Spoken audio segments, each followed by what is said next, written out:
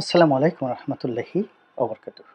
সম্মানিত দর্শক, mister Donald Trump, আমেরিকার প্রেসিডেন্ট, অতি সম্প্রতি মিস্টার নরেন্দ্র মোদীর সঙ্গে যে বৈঠক করেছেন হোয়াইট হাউসে, সেখানে বাংলাদেশ প্রসঙ্গটি এসেছে গোপনে এবং প্রকাশ্যে।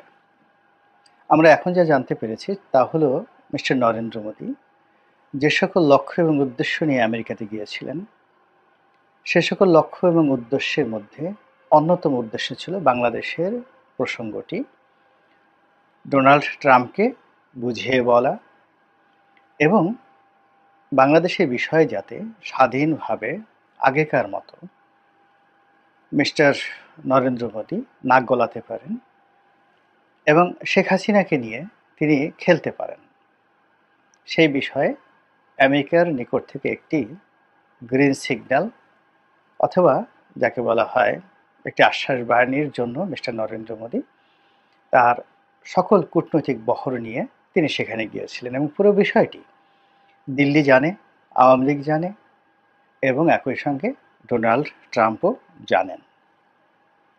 তো সেই আলোচনা পর্দার আড়ালে কি হয়েছে সেটা হয়তো আমরা কখনোই জানতে পারবো না আন্দাজ করা ছাড়া। কিন্তু যে বিষয়টি সামনে এসেছে সেটা হলো মিস্টার ট্রাম্প এবং নরেন্দ্র মোদী যে সংবাদ সম্মেলন করেছেন সেখানে জনৈক ভারতীয় সাংবাদিক বাংলাদেশ প্রসঙ্গে মিস্টার ডোনাল্ড ট্রাম্পের মন্তব্য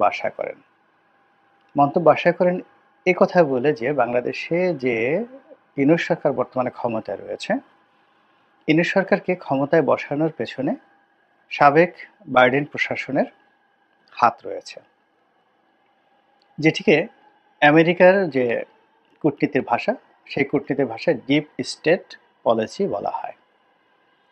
এই পলিসির অধীন বেশ কয়েকটি এনজিও এবং বেশ কয়েকটি ব্যবসায়িক গ্রুপ, তার সঙ্গে আমেরিকার একটি রাষ্ট্রীয় প্রতিষ্ঠান, সাহায্যকারী সংস্থা, সেই মার্কিন এইড। তো সেই যে সংস্থাগুলো অর্থাৎ সরকারি সংস্থা, মার্কিন এইড, তার বাইরে বেসরকারি কতগুলো সংস্থা আর অনেকগুলো ব্যবসায়িক প্রতিষ্ঠান এবং ব্যক্তি, বিশেষ করে ধনকুবের যশ সরোজের নাম এখানে সবার আগে চলে আসে। তারা বাংলাদেশ সহ আফ্রিকার অনেক দেশ এবং পূর্ব ইউরোপের, মধ্যপ্রাচ্যের এবং দক্ষিণ পূর্ব এশিয়ার অনেক দেশের রাজনীতির পট পরিবর্তন করার জন্য বিনিয়োগ করে এবং তাদের দালাল, ফড়িয়া, এজেন্ট এদের মাধ্যমে সেখানে কখনো কখনো 10 বছর, কখনো কখনো 20 বছর ধরে অরাজকতা তৈরি করে এবং সেই অরাজকতা তৈরি করে কখনো সফল হয়, কখনো ব্যর্থ হয়। আর যখন সফল হয় তখন তাদের পছন্দের লোককে ক্ষমতায় বসিয়ে তারা যে বিনিয়োগ করেছে সেই বিনিয়োগ সুদে আসলে তারা উঠিয়ে নেয়। এটা অনেকটা মার্কিন তেল কোম্পানিগুলোর মতো। তারা অফশোর যে তেল অনুসন্ধান করে সেখানে 10% সম্ভাবনা থাকে, 90% সম্ভাবনা থাকে না তেল পাওয়ার, কিন্তু তারা বিনিয়োগ করে যায়। কিন্তু এমনভাবে চুক্তি করা হয় যেন কোনো কারণে যদি 10টা প্রকল্প ব্যর্থ হয় এবং একটা প্রকল্প যদি তারা লাভবান হয় অর্থাৎ তেলের অনুসন্ধান পায়, সেক্ষেত্রে তাদের পুরো বিনিয়োগ সুদে আসলে বহুগুণ উঠে যায়। তো এইভাবে ডিপ স্টেটের যে বিনিয়োগ এটি মার্কিন যুক্তরাষ্ট্র করে। তারপর জাতিসংঘের মাধ্যমে করায়, অ্যাকশন এইডের মাধ্যমে করায়, আরও নানা রকম যাকে বলা হয় আমেরিকান এইডের যে সকল সংস্থা রয়েছে তাদের মাধ্যমে করানো হয়।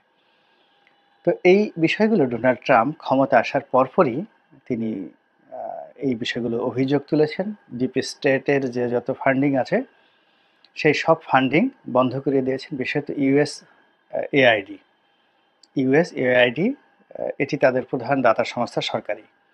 এখানে যত ফান্ড তারা করতেন পুরো ফান্ড বন্ধ করে দিয়েছেন, কেবলমাত্র যেখানে খাদ্য সহযোগিতা দেওয়া হয় সে সকল খাদ্য সহযোগিতা দেওয়া ছাড়া সব ফান্ড বন্ধ করে দিয়েছেন ইউএসএআইডির। আপনারা জানেন যে বাংলাদেশে ইউএসএআইডির মাধ্যমে এ যাবৎকালে অন্তত পক্ষে স্বাধীনতার পর থেকে আজ অবধি $10 বিলিয়ন বাংলাদেশকে আমেরিকা সহযোগিতা দিয়েছে। আবার আমি বলছি $10 বিলিয়ন। এখন এই $10 বিলিয়ন কখনো তারা সরকারকে সরাসরি দিয়েছে, কখনো এনজিওকে দিয়েছে, কখনো বিভিন্ন এই যে অর্থনৈতিক যে সকল সংস্থা বা যে সকল দুর্নীতি বিরোধী সংস্থা, যে সকল পরিবেশবাদী সংগঠন রয়েছে, নানা রকম এনজিও রয়েছে, তাদেরকে দিয়ে তারা মূলত তাদের এজেন্ট তৈরি করে বাংলাদেশে। এবং শেখ হাসিনার জামানাতে গত সেই ৮-১০ বছর যাবৎ কয়েকটি প্রতিষ্ঠানের ফান্ডিং নিয়ে শেখ হাসিনা খুবই উদ্বিগ্ন ছিলেন, এবং সে সকল প্রতিষ্ঠানের বিরুদ্ধে, আমি এখন নাম বললাম না, আপনারা সবাই জানেন, তো সে সকল প্রতিষ্ঠানের বিরুদ্ধে শেখ হাসিনা নিজে বিষোদ্গার করেছেন, এবং তাদের টাকা পয়সা কোত্থেকে আসে এগুলো খোঁজখবর নেওয়ার জন্য সিআইডিকে নির্দেশ করেছেন, এবং অনেককে ধরপাকড় করেছেন। তো যাই হোক, ডোনাল্ড ট্রাম্প ক্ষমতায় এসে এই পুরো জিনিসটিকে বন্ধ করে দিয়েছেন। বন্ধ করে দেওয়ার পরে এই ঘটনার রেশ ধরে মার্কিন কয়েকটি পত্রপত্রিকায় খবর প্রকাশিত হয়েছে যে ডিপ স্টেটের যে পলিসি অনুযায়ী শেখ হাসিনার সরকারের পতন জো বাইডেন সরকার ঘটিয়েছে। সেটা ডোনাল্ড ট্রু এর মাধ্যমে এটা মোটামুটি এখন স্পষ্ট। তো এই বিষয়টিতে যখন মিস্টার ডোনাল্ড ট্রাম্পকে প্রশ্ন করা হলো যে ডিপ স্টেটের মাধ্যমে যে কর্মকাণ্ড চালানো হয়েছে, সেই কর্মকাণ্ডের মাধ্যমে শেখ হাসিনাকে উচ্ছেদ করা হয়েছে, এবং সেখানে যারা বসেছে তারা মূলত আমেরিকার লোকজন।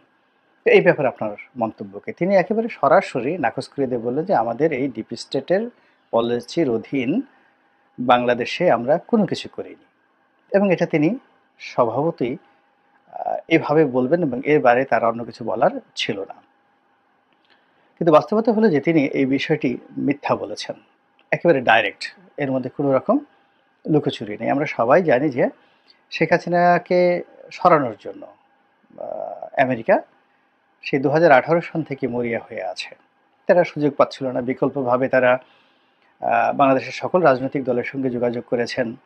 তারপরে নানা রকম সামাজিক সংগঠন, অরাজনৈতিক সংগঠন, এমনকি বিভিন্ন রকম নিষিদ্ধ সংগঠনের সঙ্গেও কিন্তু তাদের যোগাযোগ ছিল পার্বত্য চট্টগ্রামে এবং ঢাকা শহরে এবং সীমান্ত অঞ্চলগুলোতে।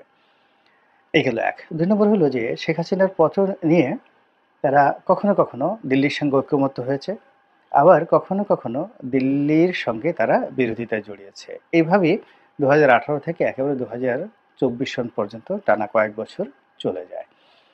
তো সর্বশেষ যেটি হয় সেটি হলো শেখ হাসিনার পতনের ব্যাপারে দিল্লি এবং আমেরিকা ঐক্যমতে পৌঁছায়, এবং তার প্রেক্ষিতে ঘটনা নাটকীয়ভাবে একটার পর একটা দুর্ঘটনায় পরিণত হয়, এবং শেখ হাসিনাকে বলতে গেলে একটা ফাঁদের মধ্যে ফেলে আমেরিকা এবং ভারত সেখানে তারা দিল্লিতে নেওয়ার ব্যবস্থা করে, এবং এত মানে সিস্টেমেটিক ওয়েতে কাজটি করে যার ফলে বাংলাদেশের পুরো রাষ্ট্রীয় ব্যবস্থাকে তারা ব্যবহার করে, যাতে করে আগামী দিনগুলোতে অনেককে তারা জিম্মি করতে পারে এবং নিজেরা আন্তর্জাতিক যে কোনো চাপ থেকে, দুর্নাম থেকে, বদনাম থেকে নিজেদেরকে রক্ষা করতে পারে। এরপর শেখ হাসিনাকে দাঁত ভাঙা জবাব দেওয়ার জন্য, শিক্ষা দেওয়ার জন্য, তার মগজ ধুলাই করার জন্য তারা বেশ কিছুদিন তাকে নজরবন্দি করে রাখে। তার কথাবার্তা বন্ধ ছিল, তিনি কোথায় ছিলেন সেটা আগেও যেভাবে আমরা জানতে পারিনি, এখন আমরা সেভাবে জানি না। তবে এখন তিনি কথা বলতে পারছেন, কিন্তু প্রথম দিকে তিনি কথাও বলতে পারেননি এবং পরিবারের আপনজনের সঙ্গে তিনি দেখা করতে পারেননি। এমনকি শেখ রেহানার সঙ্গে তাকে বিচ্ছিন্ন করে দেওয়া হয় এবং শেখ রেহানাকে ইংল্যান্ডে পাঠিয়ে দেওয়া হয়। দ্বিতীয়ত, ভারত যে কাজটি করে সেটি হলো তারা শেখ হাসিনাকে আশ্রয় দেওয়ার ব্যাপারে সমস্ত রাজনৈতিক দলের মতামত গ্রহণ করে, এবং সর্বভারতীয় রাজনীতিতে এই গত 50 বছরে যে কয়টি বিষয়ে তারা ঐক্যমত্য হয়েছে একেবারে কোনো রকম বিরোধিতা ছাড়া, তার মধ্যে এই শেখ হাসিনাকে আশ্রয় দেওয়ার ব্যাপারে সমস্ত রাজনৈতিক দল এবং সেই দলের জাতীয় এবং আন্তর্জাতিক যে উইংসগুলো রয়েছে তারা প্রায় সবাই শেখ হাসিনাকে ভারতে মেহমান হিসেবে আশ্রয় দেওয়ার ব্যাপারে ঐক্যমত্য পোষণ করে। কিন্তু এখানে খুব আশ্চর্যজনক ঘটনা হলো শেখ হাসিনাকে তারা আশ্রয় দিয়েছে, শেখ হাসিনাকে তারা মদত দেবে, মূলত শেখ হাসিনাকে হাতিয়ার হিসেবে ব্যবহার করে আগামীতে যারা বাংলাদেশে ক্ষমতায় আসবেন তাদের সঙ্গে একটি দর কষাকষি করার জন্য, তাদেরকে ভয় দেখানোর জন্য, অন্য কোনো কারণ নেই। আর সেটা যদি না হয় তাহলে আমেরিকা এবং ভারত আবার শেখ হাসিনাকে ক্ষমতায় বসানোর জন্য মরণ কামড় দেবে। এর কোনো রকম যাকে বলা হয় বিকল্প ভারত চিন্তা করছে না। এবং এখন ভারত বাংলাদেশের সঙ্গে যে সকল সব যোগাযোগ বন্ধ রেখেছে এবং তারা বলার চেষ্টা করছে যে এই সরকার যেহেতু অনির্বাচিত, কাজেই এই সরকারের সঙ্গে তারা কোনো রকম আলোচনা করবে না। আগামীতে যারা নির্বাচিত সরকার আসবে তাদের সঙ্গে আলোচনা করবে। এই যে নির্বাচন এবং নির্বাচিত, এখানে ভারত দুই হাতে খেলছে এবং আমেরিকা এখানে তাদেরকে সহযোগিতা করছে। এখানে ডিপ স্টেট পলিসি অনুযায়ী আমেরিকার বাইডেন প্রশাসন যেভাবে সরাসরি বাংলাদেশের প্রতিটি বিষয় নিজ হাতে তারা দেখতেন এবং নিজেদের চোখে সবকিছু দেখতেন, নিজেরা বিনিয়োগ করতেন, সেই বিষয়টি ডোনাল্ড ট্রাম্প এখন নিজে না করে ভারতের ঘাড়ের উপর চাপিয়ে দিয়েছেন। অর্থাৎ বাংলাদেশে যা কিছু হবে তার ব্যয়ভার থেকে শুরু করে সমস্ত কিছু ভারতকে বহন করতে হবে। এবং এই কাজটি ডোনাল্ড ট্রাম্প যে কেবলমাত্র ভারতের সঙ্গে করছেন তা নয়, তিনি তাদের যে বিশ্বস্ত বন্ধু, দীর্ঘদিনের বিশ্বস্ত বন্ধু ইউরোপ এবং ন্যাটো, তাদের সঙ্গে ঠিক সেম আচরণ করছেন। ন্যাটোতে তিনি ফান্ডিং বন্ধ করে দেওয়ার হুমকি দিয়েছেন এবং ইতিমধ্যে ফান্ডিং তারা অনেকটা কমিয়ে দিয়েছেন। এবং যে সকল দেশে আমেরিকান ঘাঁটি রয়েছে সেখানে তারা অতিরিক্ত অর্থ দাবি শুরু করে দিয়েছেন। একই সঙ্গে জাতিসংঘের যে সকল প্রতিষ্ঠানে তারা খুব বেশি দান খয়রাত করতেন, বিশেষ করে WHO এবং বিশ্ব মানবাধিকার কমিশন, যেটা জাতিসংঘ মানবাধিকার কমিশন, এ সকল প্রতিষ্ঠানে তারা অনুদান বন্ধ করে দিয়েছে, আরও অনেক কিছু।